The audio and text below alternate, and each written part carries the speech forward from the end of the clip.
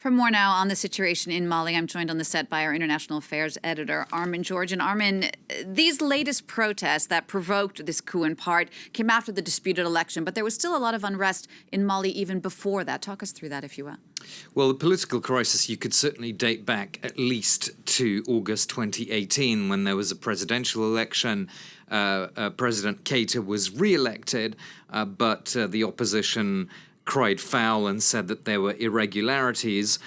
This year, the government pushed ahead with a legislative election as well in March, and that happened despite the fact that the main opposition leader, Soumaïla Cissé, had been abducted and had not been heard of since then. But what then made tensions even more pronounced was that the Constitutional Court invalidated some of the results of the March election and essentially awarded more parliamentary seats to President Keita's party, which made it the largest bloc in parliament. So all this essentially increased the tensions and fed into the protests that we've seen this year. But there were other factors as well, of course, the general economic hardship, the corruption and cronyism, which protesters have been decrying, and the security, the worsening security situation, both in terms of jihadist attacks and inter-ethnic violence in Mali too.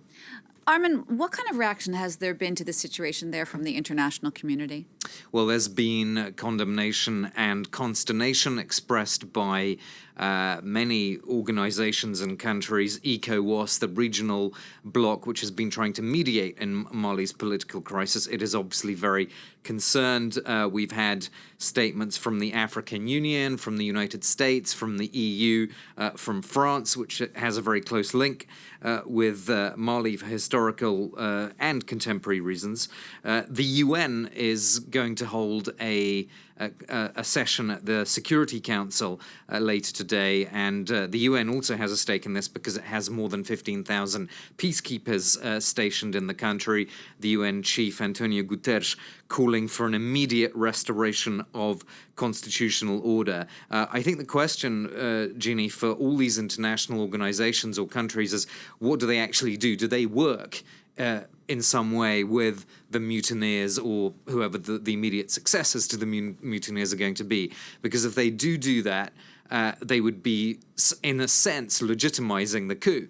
But if they don't do it, if they don't work with the mutineers or the mutineer successors, then they're not going to solve Mali's crisis. And then there could be even more of a sort of a